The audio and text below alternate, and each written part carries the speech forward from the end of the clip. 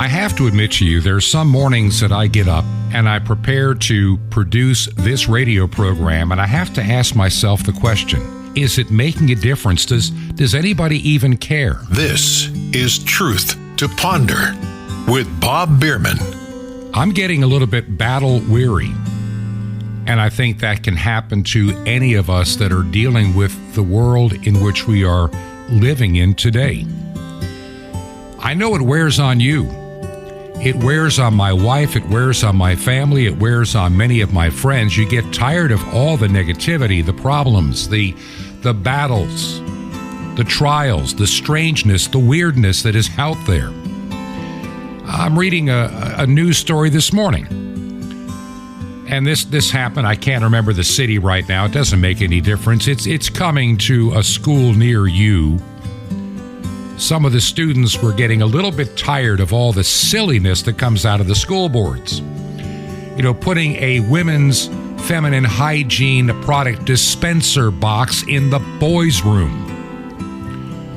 Well, I'm going to say this, I probably shouldn't, but I congratulate those men, those young men who ripped that thing off the wall and shoved it in a toilet where it belongs, along with the idiotic school board that decided to put such nonsense in a boys' room. We are watching mental illness explode by design. You're being beaten up. You're being propagandized hourly on the television, in social media. You have reprobate school boards. These are evil individuals that want to control and own the children of this country for some pretty awful purposes. So yeah, I get tired. I wear out. You feel like you're fighting a losing battle. And in many ways we are. These are a lot of losing battles we're going to be dealing with. Part of it is because I think we as Christians do not know how to engage in spiritual warfare. A lot of conservatives make a lot of noise. They talk about all the things they're going to do to protect their family, this and that and the other, and they cave when they really have to face up to the music. Canada is a good example. And where the U.S. goes, where Canada goes, the U.S. is always right behind. The number of people willing to stand up against their reprobate prime minister, the man-child, Justin, World Economic Forum protege Trudeau. People back down when Trudeau turns off your money and cuts off your bank account. People become compliant, so do doctors. It feels like a losing battle. And maybe it's because we don't know how to fight. Another story I ran into this morning that made my blood boil. Now, I want you to listen to 15 seconds of music here. This is the music for a current commercial from the Department of Health and Human Resources and the CDC. Listen to this. Don't look down. You only have to take one step now. Now, I'm sure a few of you may recognize the music and that little song. It's about 15 seconds long. There's also a 30-second and a 60-second version. You know you've heard it, but where? It is currently being used for vaccines.gov, urging you to run out and hurry up and get another dose of a COVID vaccine.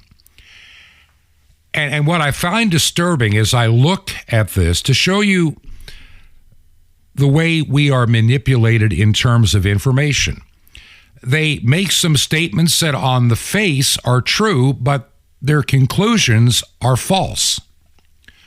They say that 9 out of 10 COVID deaths occur to people over the age of 50.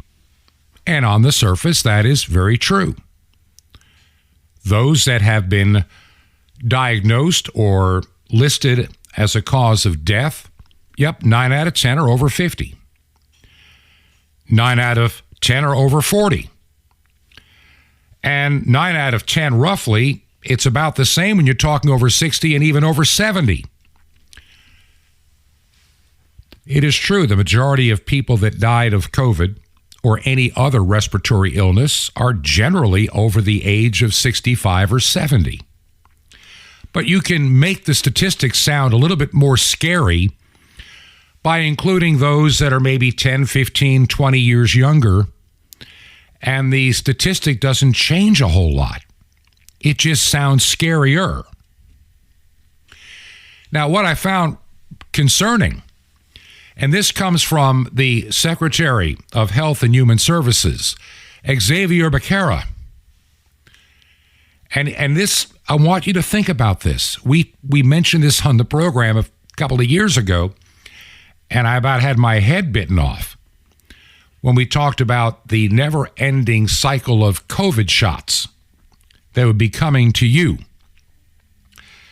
I can remember doing a program with the Reverend Dr. Timothy Gales, and he made the statement, and I think this has got to go back to maybe March, April of 2001, when he said, you know what's going to happen? He said, they're going to decide that your shots are not enough. You're going to have to come back for boosters. Well, we were told that was crazy talk. Well, then the boosters occurred in 2021. And then we said you're going to have frequent boosters. And people said, that's crazy talk. That's a conspiracy theory. Facebook called it fake news. Come to our COVID-19 website and we'll tell you how to get your shots and be compliant. And you too can be safe and go to the movies because you will not get or spread COVID. It was all a lie, every bit of it. And so now here's Secretary Xavier Becerra saying that an updated COVID vaccine can help protect you from the worst outcomes of COVID. Not true. If it's been over 2 months since your last dose, plan to get one now. Find updated vaccine info at vaccines.gov. We said it 18 months ago that they would get to the point you'd be getting shots 2, 3, and 4 times a year, and people laughed at us. We talked about how the transgender movement had gone into overdrive starting in a little after 2020 at the election. It's an overdrive. Suddenly, babies in the womb know they're in the wrong body, and we need medical science to just butcher young children and give them hormone therapies and destroy them and put tampon machines in boys' rooms. And school boards don't want to face angry parents, so they hide and cower and do their meetings online. They don't want to be held accountable. They believe in their satanically inspired hearts that these children are their property and they only send them home to you to be fed and a place to sleep. You got to get them out of office. You have to run for the school board. You need to take your schools back or get your kids out of these indoctrination centers. Starve them to death. Cut off their funding. If they want more money in a bill, you have to vote to say no. We get weary of the battle. I know that I do. My wife does. And you do a program like this every day. It's not easy. I don't have a staff like a Laura Ingraham or a Tucker Carlson to do all the research. I don't have people to assemble this program. I'm doing it all by myself. I'm one little lone voice. And there are times that when the bills come in, like here we are, tomorrow is December, and we are way short. You can feel defeated really fast. Is this program making a difference? Sometimes I have to wonder. The human side of me has to wonder. But I also recognize that there are struggles that we do face. And you have to persevere. Maybe we're fighting the battle all wrong. Maybe there are other ways we need to conduct this fight. Look, The world is not going to become a better, holy, wonderful, moral, godly place. It's going to continue to spin out of control. And maybe trying to fix the world and going into battle against Satan and his hordes, well, we do what we can, but maybe we need to rethink our strategy. Today, I welcome again to the microphone Jim Calhoun, who's going to continue on this thought of how we fight in this strange world. Thanks, Bob, and it's truly great to be back on Truth to Ponder. And I want to start out by thanking Bob Bierman for allowing me to speak to his great audience again. It's always a great honor for me to do so. And over the last probably 8 episodes, my time at Truth to Ponder has been full of glitches, and I finally got to the bottom of it. My computer has a virus and had a really bad virus in my audio system. And so what it was doing was scrambling my audio files just like you would scramble a bunch of eggs. And what I thought was edited and ready for air actually was, until I ran it through my final processing. And it was in the final processing that would add things back into a program that I edited out. Plus, it would scramble and double things up and really make it hard to listen to. And I really do apologize for that. But I think I got to the bottom of it. I'm using a totally different computer. I'm using a totally different program. And so we'll see if I have the problem remedied. But I want to thank everyone for sticking with me during all this trial and error as I try to figure out how to run a computer. And I've done a fairly decent job at it until, like I say, about the last 8 episodes have been really tough for me to get out to the public without my computer doing something to the last file as I sent it out. And yes, I was triple proofing things, but it was in the final program that I would use before I would send it out. That's where the virus was hiding, and it would scramble all of my audio. But anyway, that's water under the bridge, and it's onward and upward. And I have a good show lined up for you today, and it's going to be in 2 parts. The first part is going to be what I consider a 20,000-foot view, from my point of view anyway, of the situation all over the world and what the consequences of this all may be.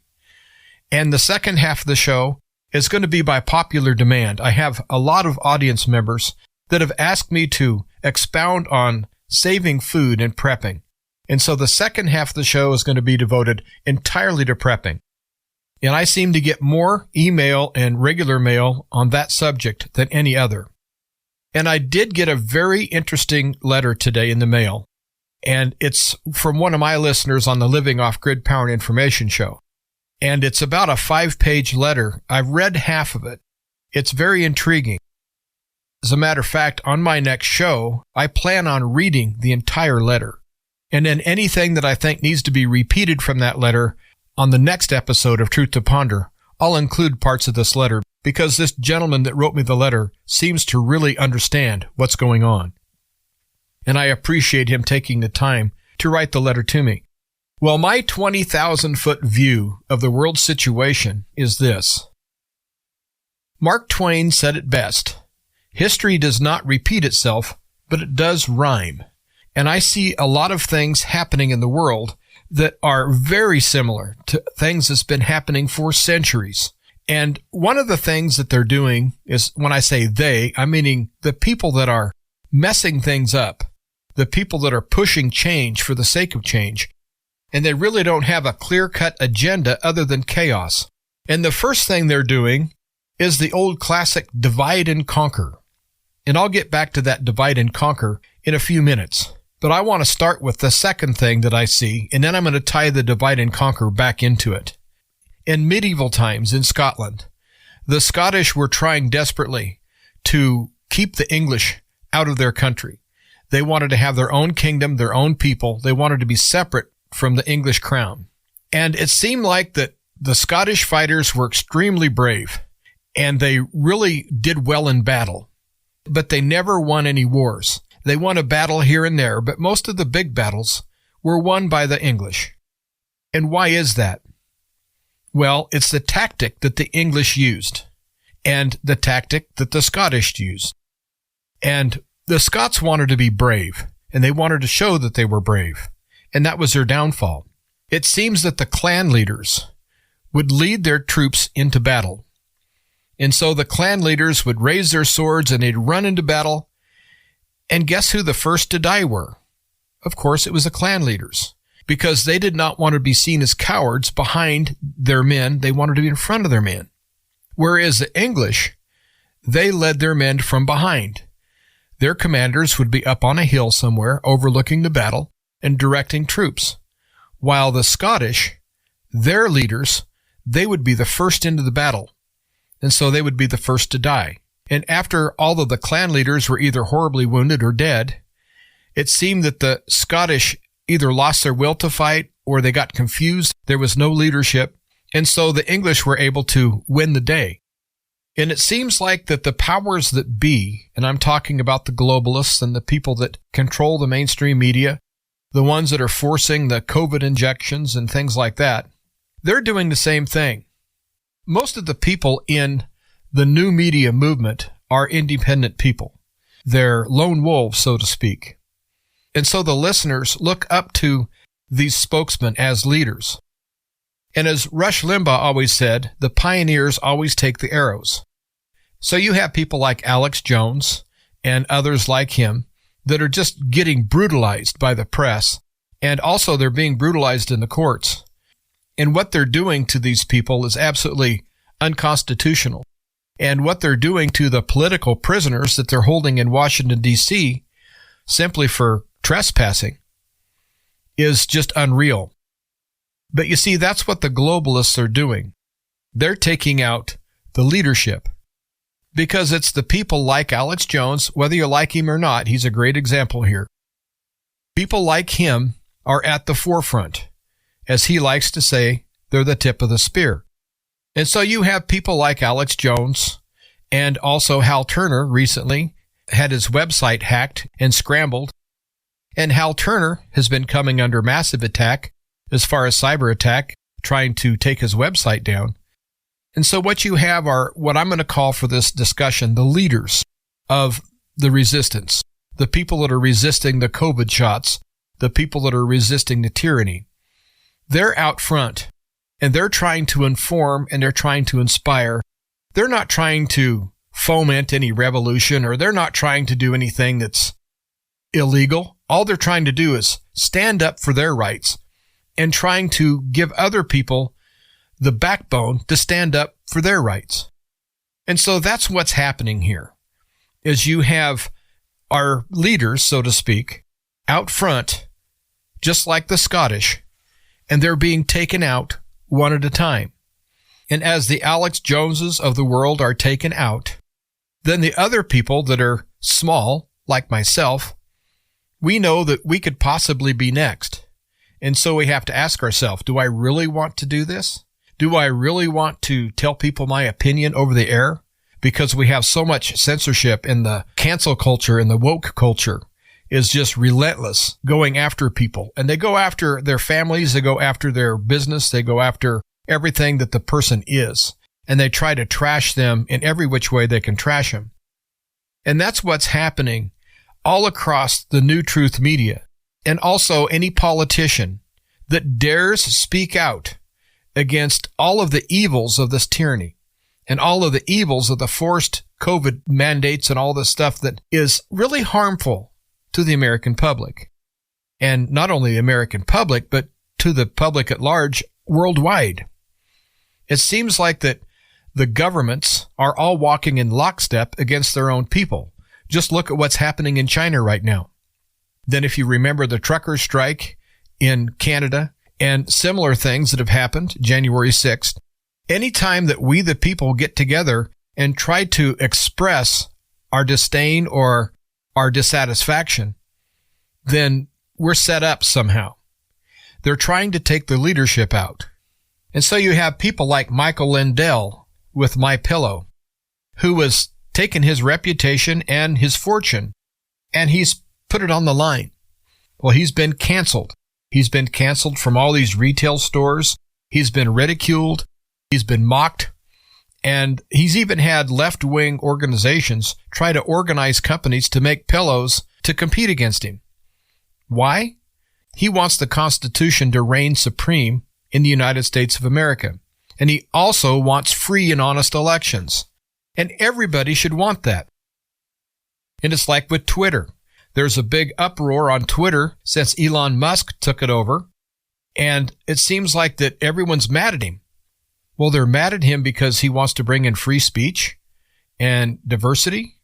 I thought diversity was a good thing. Well, not really, not in the mind of a true leftist.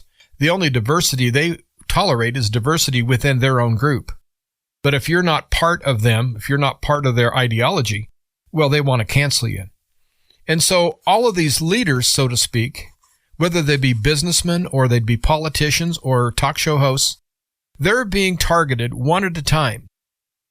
And as they are targeted and they lose their fortunes or they lose their reputation or possibly even lose their life if things get bad enough, I see a very big analogy between the leaders of the clans in ancient Scotland being taken out first, and then there's total disarray, and then the other side just mops up and wins. I guess what I'm trying to point out is we need more people that are part of We the People, the ones that don't want to be a leader, but want to keep their constitutional republic intact. And so I guess what I'm asking everyone out there to do is to please do your part. And I know episode after episode, Bob Bierman points out things that are very common sense and things that we all should know and things that we should feel and some things that we should be doing or at least considering doing. And I try my best to do the same thing. And other talk show hosts that I listen to, they also do that same thing. I don't think we're talking to ears that refuse to listen. I think we have a whole lot of people that are timid. And I think that they're scared to stick their neck out because they don't want to have their head chopped off. And believe me, I do understand that. And I've had several people contact me and said, Jim, you're really risking a lot. I've had people that I do business with that tell me that I should do a whole lot of things to protect myself, at least legally. And I looked into several things and they're all cost prohibitive. So I'm just going to come out here and just do what I do and be who I am. And I'm not going to let anybody buffalo me. But anyway, I'm going to stay being who I am. And I'm going to go ahead and try my best to offer solutions and at least get people to wake up enough to use their own head so they can come up with solutions in their own life. But I wish that we had more people that are willing to step up and call things as they see it, instead of whispering it to each other or just getting in little groups and talking about how bad things are and then really not doing anything about it.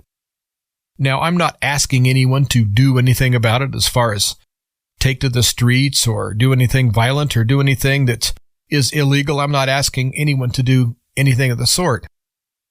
But I do think that our opinions need to be out there. And too many times you have several liberals or leftists that have what I consider a warped view of the world. And let's say they're full-blown woke. And if you happen to be in a group of those people and they start talking about their woke ideas, most people figure that if they speak out and put their opinion out there, then they're going to be shunned by these people and they're going to be ridiculed. And so they keep their mouth shut. Well, I'm going to tell you this. I don't hang around people that are like that. If I know people are woke and leftists, I just leave them alone. Because Michael Savage called liberalism a brain disease. And I happen to agree with that assessment. People that are full-blown leftists seem to, have something that doesn't connect as far as common sense and just the way the world is. They like to view the world from such a different perspective that a lot of times what they see or what they think they see just isn't so. And like Ronald Reagan used to say, the biggest problem with liberals is that they think they know so much that they don't know. And so just little things like standing up for your own principles. If you happen to be in a group of leftists or woke people, and even if you see them every day at work or whatever, don't let them walk over you and don't let them belittle you. I've been watching many videos online of leftists that are attacking people that I'm going to consider conservatives, but more than conservatives, I think they're just average Americans.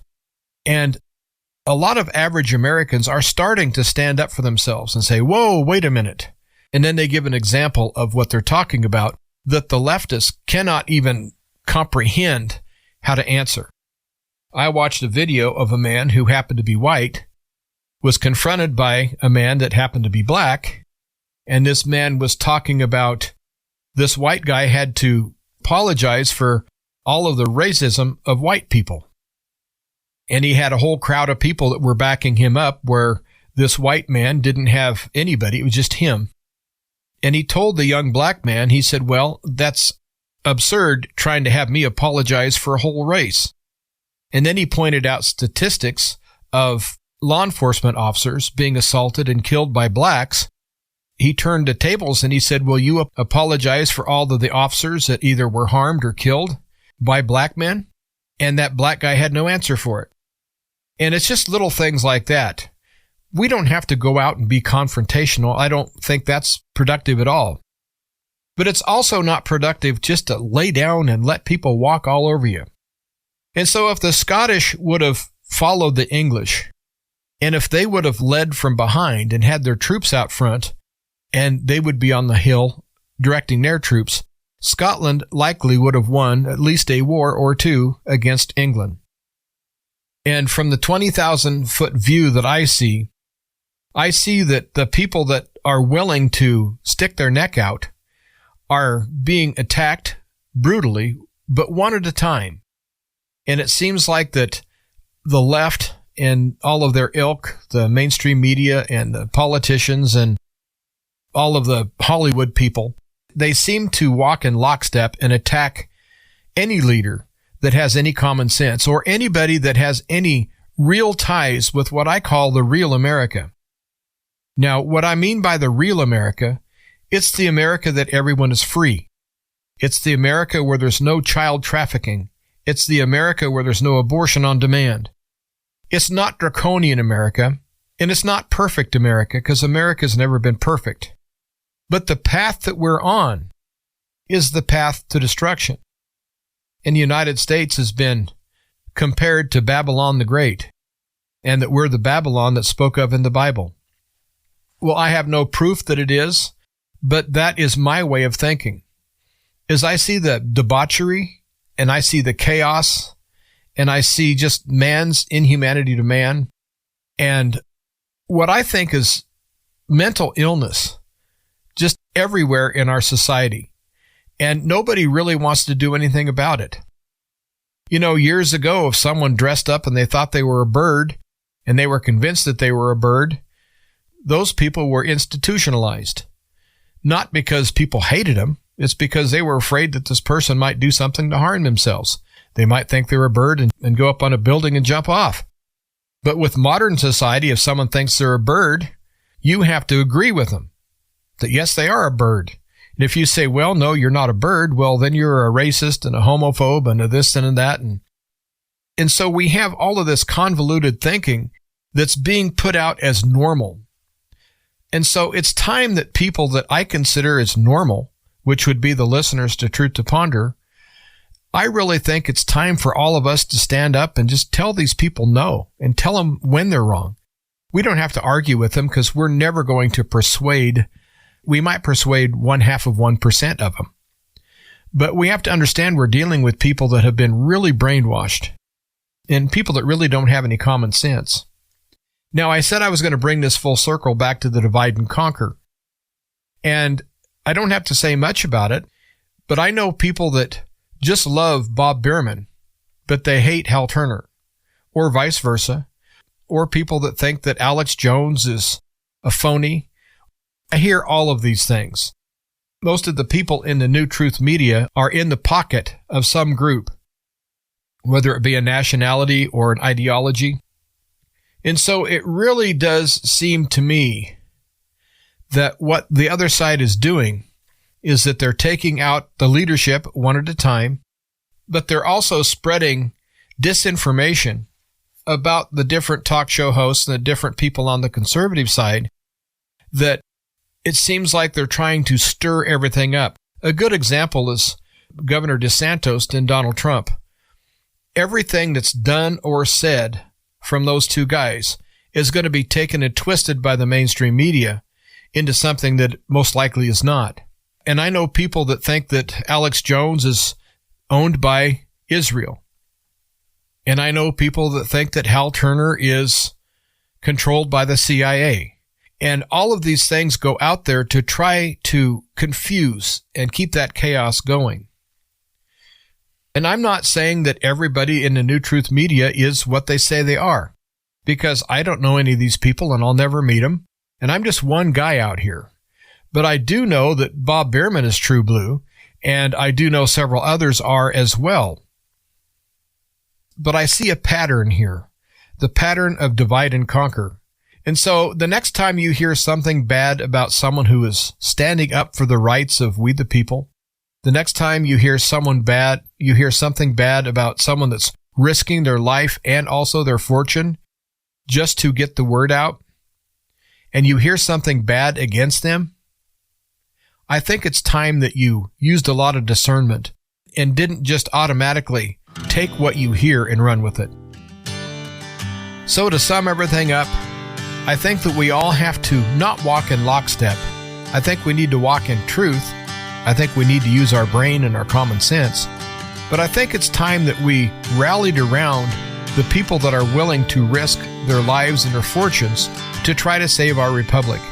And I think that we should do more than just sit back and listen to them on the television or the radio. I think it's time for all of us to make a stand. And on the other side of the break, I'll be back. I'll be talking about prepping. And Jim will be right back in just a few minutes. I hope that you'll stick around. I do need to speak to my radio audience in particular right now. Give me a couple of minutes. This is urgent. We started this program, Truth to Ponder, back at the end of August of 2020, in a time when we didn't know what was going to happen next. Everything was so fluid. Yet in the work that I had done prior to beginning this radio program, coming out of retirement, going into emergency management for a while, and seeing firsthand the narratives and the changing narratives and some of the confusing information, I started to even question, why did I come out of retirement? Something seemed inherently wrong. And I can remember being in my hotel room and thinking, I can't do this. This doesn't feel right. The money was wonderful, and we needed it desperately at that time. We had things that had to be done at our home and just a lot of things, and this was a blessing. And so I left Florida to go out of state for several months. And I realized I left in the end of February, beginning of March, and by the time we hit May, March, April, and then in May, I knew I had to leave. I knew my time was up, and I had to walk away from that. I could have stayed for a lot longer if I wanted to. And I went and got my wife, and we went to our little place in the Georgia mountains, and it needed some work, so we decided to use that time and be alone. And that's when the Lord spoke to me about doing this radio program and other ministries that need to be done. My little part of it. You need to do your part as well. But I'm going to tell you right now, this has been the most difficult month, this month of November, that we have ever gone through since the program began. And I'm going to have to make a few decisions over the next several days. I want to grow the program, not shrink it. So if you've never supported us before, now is a good time. Look, I know the economy is awful. I know people's power bills have gone up. Food bills have gone up. We see it here in our own house. Remember, we're not paid by this radio program. We're living on a fixed income for our household expenses ourselves. And this month for us has also been brutal. I get it. But if you can help us out, please do. You can help us from our website, truth2ponder.com, truth2ponder.com, or you can make a check payable to Ancient Word Radio, mailing address, Post Office Box 510, P.O. Box 510. The city is Chilhowie, Chilhowie, Chilhowie, Virginia, zip code 24319. That's 24319. This is Truth to Ponder with Bob Bierman. The Oath of God on Calvary. Shalom Aleichem. This is the nice Jewish boy, Jonathan Kahn, your Jewish connection, bringing you the riches of your Jewish roots in Jesus. Now get your pen out as fast as you can so you don't miss out on receiving a special free gift you're going to get and love in a moment. Now in Luke, at the beginning, Zechariah says, and Mary, there's references to God's promises or the oath that God made. In fact, the word Zechariah means God has remembered, and his wife, Elisheva, the mother of John the Baptist, is his oath. So we put it together, God has remembered his oath. What oath did God make? Well, it happened in the land of Moriah on a mountain. You see, Moriah is where God made an oath. He swore by himself. It's in Genesis 22.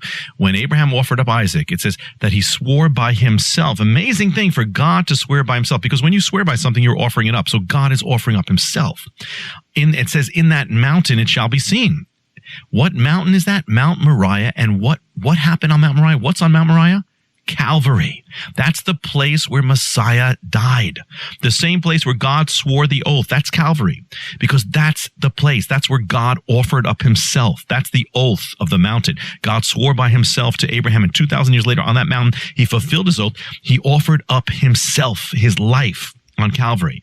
And so all the promises of God rest on his oath, and that oath rests on Calvary. So you can depend on it. Whatever he promises, his word, his love to you, his faithfulness to you, he'll do it. He'll do it. He swore it by his own life, offered up for you in the land of Moriah on a hill called Calvary. Want more? Ask for the Omega Oath on CD.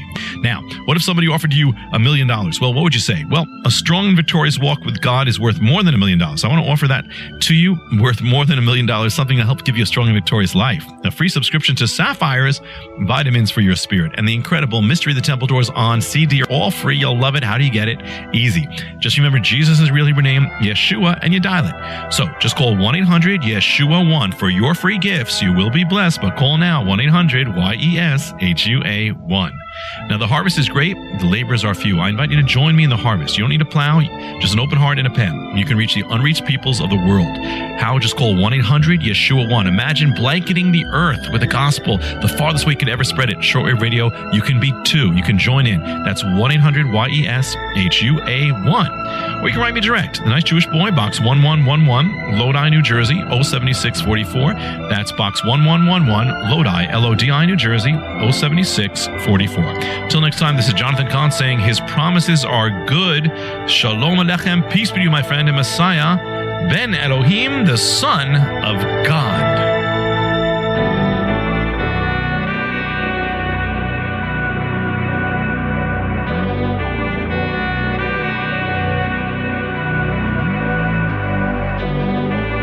This is Truth to Ponder with Bob Bierman. Welcome back to the second half of Truth to Ponder. I'm your host, Jim Calhoun, sitting in today for Bob Bierman. And Bob Bierman will be back with another great episode of Truth to Ponder tomorrow. Well, the first half of the show, I was talking about different things that I see as far as a big picture of what's happening with what I call the New Truth Media movement that is definitely alive and well. But the people that do not like the New Truth Media, they're attacking everyone that's involved. But I'm going to move on to a topic that I get a lot of questions about, and that's prepping. And in particular, what to do with the food that you store and how to store it, and actually what to buy. And again, I'm going to give you an opinion. And everybody's situation is different. But if I give you an idea or two that you can either warp a little bit and change it into something that will work for you, or maybe the idea will just give you a whole different inspiration to think of something totally different, then I've done my job. And what I really want to do is be a help to people. I'm going to start out by recommending some things that I think you should have in your pantry. And first and foremost, the things that are hardest to get in an emergency are among the things that you need to add to your pantry right now because they're available right now, most places anyway. And the first thing is protein. Now, I know there's all sorts of people out there that eat different diets. You have vegans, you have vegetarians, you have people that are meat eaters, you have people that don't eat chicken, that don't eat fish, and so forth and so on. And so I'm just going to give you a general outline of proteins. And one of the best proteins that you can have are eggs. Now, I know people have issues with eggs too, and I don't want to go into that. I'm just going to talk about just pure protein. Eggs are easy to digest when they're fixed right. If you like your eggs prepared to where they're fully cooked, and I mean overdone, well, they can be a little hard to digest. Whereas a soft-boiled egg is probably one of the easiest things to digest, and it's full of protein. Now, there are ways you can store eggs. You can put eggs in slake lime and water, and that will keep eggs for up to a year. And also, I've had people tell me that they scramble eggs, and then they dry them and powder them, and then they have powdered eggs. I haven't tried that yet, but the person that told me that has been raising chickens for years, and I think she knows what she's talking about. And of course, hard-boiled eggs, and there are different things you can do with eggs. And so if you're in position to get some chickens, I really think you need to do that. Because this bird flu epidemic that they claim is out there is claiming the lives of millions of birds, but they're not necessarily dying from bird flu. They're dying because someone in the government tells the people that own the big flocks of chickens that they have to be destroyed because they want to try to control the growth of this bird flu. And so most of the birds are being killed out of precaution. But what that's doing is making the price of eggs and chicken just go astronomically high. And I think it's going to go higher. And I need to insert here that I do believe that this is a global extermination event, that these people that are so-called in charge, the ones that are unelected, that like Dr. Fauci, the ones that do things that are detrimental to we the people, I think they want to try to really hurt our food supply. And so if you can get some chickens, even if it's 3 or 4, just to give you some eggs, I think that's a good plan. Now, earlier I told my son not to get chickens, but things have changed drastically. And I still am not very fond of chickens as far as their personalities, because they can be really mean to each other, and when one of them starts getting picked on, you have to segregate them from the rest of the flock, or else the rest of the flock will probably end up killing them. And so chickens do have some personality issues. But I really do think that that's something that, if you can, you need to consider doing that. And another protein source, of course, is red meat. And red meat can be saved in many ways. You can, of course, freeze it. You can dry it, make jerky out of it.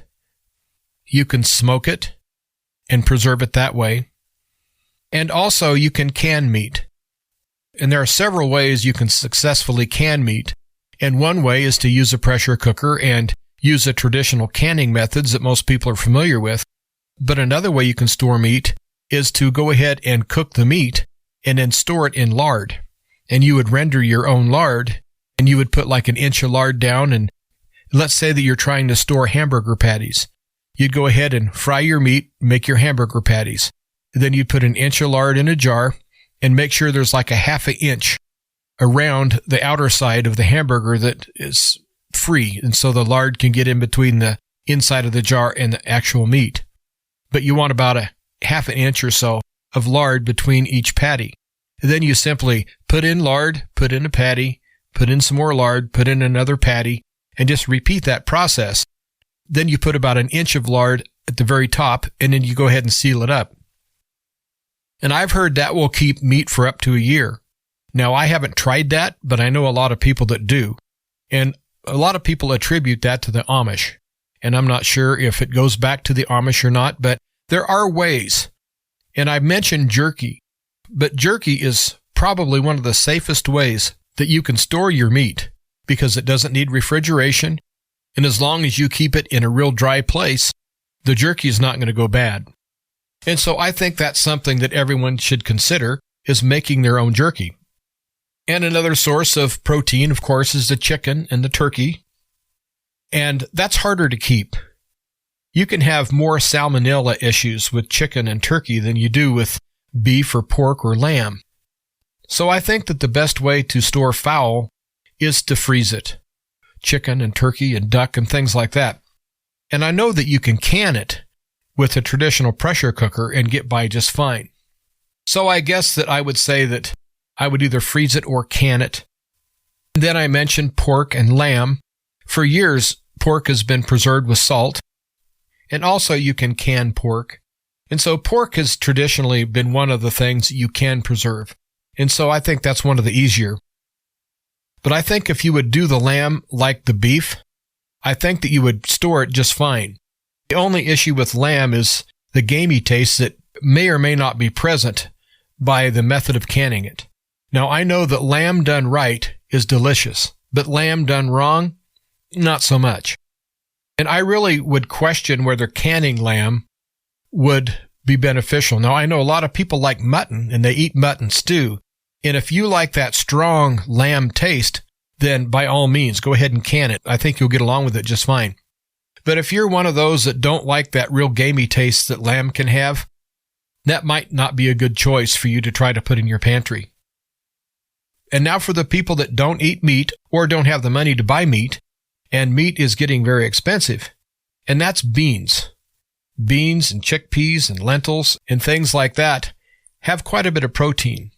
And I know that the traditional diet of beans and rice has been used for centuries by people that have survived just fine. And if you want to think about the armies of the world, the ancient armies anyway, like the Romans and all the other armies that have been throughout history, they traveled on grains. A lot of armies had some sheep and goats and a few cows that they trailed along with the rest of the army to give them fresh meat. But that was a luxury. By and large, the common soldier just got some sort of bread, and if they were lucky, they'd get some beans. And many wars were fought with bread and beans, and so I imagine that bread and beans can at least get you through the hard times. And beans are relatively inexpensive to buy. And if you buy rice and beans, and let's say you do have some meat, you want to add it too, well, you can make what's called dirty rice, and you can add some hamburger and crumble it up and add that to your beans and rice and boost the protein a little bit and maybe help the flavor a little bit, but it'll also stretch your meat out. And so one of the things I would have in my pantry, whether you have meat or not, is I would have plenty of beans and rice. And I have enough beans and rice to last me about a year. And I do recommend having that much. It's easy to store and it keeps for a long time. And while I'm talking about food that I think you should put in your pantry, I do understand that a lot of the food can get old. It can become boring. And if you're one of those that are afraid of this food becoming boring, that's where you have to kick in your ingenuity and think of new ways to prepare with the same ingredients. Just by simply changing your spices and changing the method of how you prepare the food can really add some nice variety to your meals. And another thing your pantry, I believe, should be full of, and that would be pasta. The pasta that you go to the store and buy is real easy to keep. Just keep it in a very dry place, and you're good to go. The main thing with pasta and rice and grains in general are weevils and insects and mice. So if you store these items in a container that can seal up really well, for instance, I have my rice in sealed up 5-gallon pails, and I have my beans still inside their 50-pound bag, but they're inside a cooler. And so you have to consider just how you're going to store this, because you don't want to take anything for granted. Because if one mouse can get into your food, rest assured that hundreds more will. And you don't want to have your food supply spoiled by a bunch of mice. And mice must have a good sense of smell, because it doesn't take any time at all for mice to find anything that's left out or anything that's stored poorly. They'll find it. And of course, you need to have your staples, which would be sugar and flour and salt, baking soda and baking powder, and different spices that you would use on your food. And again, you would store that the same way, inside an airtight container and possibly put that container in another container and double up on it. And I'm going to add right here that I think it's time for you to get a cookbook together if you don't have any cookbooks in your house. And most people do, but there are a lot of people that don't have cookbooks. I think that you need to get some back to the basics type cookbooks and not try to go for the gourmet cookbooks that have all sorts of different ingredients that you likely will not have inside your pantry if it's a survival food type of a thing. And if everyone would learn how to cook like their great-grandparents knew how to cook, you'd be very satisfied. In years gone by, you'd always have fresh biscuits on the table. You'd have fresh eggs and fresh milk. And you'd have all sorts of items that I would consider them a luxury if you had them today. But in our society that's so rush, people seem to settle for a TV dinner and call that food, whereas a few generations back, very few would serve that because they would be too proud to serve something that was what they would consider not quite up to standard. And so when you're prepping and you're trying to store food away, know that you have to be on a learning curve. You have to think outside the box and come up with maybe some unique ways that are unique to your situation that will work. And also learn how to cook. And if you already know how to cook, it'll be real easy for you to take these ingredients and make something very delicious. But if you don't cook much, you're liable to buy some of these survival meals that they sell as packages. And I really think that that's okay. And I really think those companies are filling a need. And I'm not saying anything against these companies, but the food is mostly freeze-dried and it's highly processed. And I think you'd be better off with less processed food. And of course, I think you should have some canned beans. And I'm talking all kinds of beans, from black beans and pinto beans, refried beans, and also green beans and wax beans. If you have a wide variety of beans, then you can really change up your meals. And also canned corn and canned peas. And if you can find some canned fruit that isn't packed in too much sugar, because I don't think it's really healthy with all that sugar that they put in some of the canned fruit, that also belongs in your pantry. And then, of course, there's dried fruit. You can buy dried apples and other fruits. And also you can buy nuts and cranberries and things like that. So there's ways to fill your pantry. And a lot of people have already started on their pantry, and some people have got their pantry well stocked. And to those that are already well stocked, I say, good job. Those that are getting there, I say, don't give up. But the ones that are just starting, I think you need to have a little sense of urgency. Now, I've said for really the last year that I thought it was imminent that we were going to have all sorts of issues as far as getting supplies. And I talked to someone who works on the railroad today, and I asked him point blank if they thought the railroad was going to go on strike. Well, the first time I asked this question to this person was several months ago when the threat of a strike first surfaced. He said, no, the unions will go ahead and okay it. There's not going to be a strike. So he's one of those that thought for sure there would be no strike. Well, I saw him today and I asked him, I said, well, do you still think there's not going to be a strike? He looked at me and shook his head and said, well, I don't know. He said, we'll find out soon, but I just don't know. And so he went from being totally there's going to be no strike to really not knowing himself. And he works on the railroad. And the way he said it, almost like he dreaded that the strike actually was going to happen. Now, the reason I mention that is if we do have a railroad strike and you have not started prepping for food, and the railroad strike happens to last for weeks or a month, it's going to be really tough to get a supply together. Because at any given time in the grocery store, there's only 3 days worth of food. Now, that's in a civil, calm society. Can you imagine in an inner city, in the big cities, if something happens and the trains quit and the food quits coming in? The rioting and the looting that possibly would happen would just be obscene. And if you happen to live in a city, there's no way you're going to be able to get your food. And so don't wait until that moment and then say, oh, I think I'm going to stock up on food. And there's other people that have 2 or 3 years worth of food and they're still putting food in their pantry, which there's nothing really wrong with that because you'll always eat it. But I think if you have a year's supply of food, I think you're fine. And if you have over that, I think that that's just icing on the cake. But as a rule of thumb, I think everyone needs to have at least 1 year's worth of food. And before you say, oh, I can't afford that, just think rice and beans. What you need to do is buy a year's supply of rice and beans first. That way you have food for a year. Rice and beans every meal would not be fun. Then you start filling in with things that will make that rice and beans taste better. Different spices and things like that. Then you can get some protein sources like salt pork and things that will keep.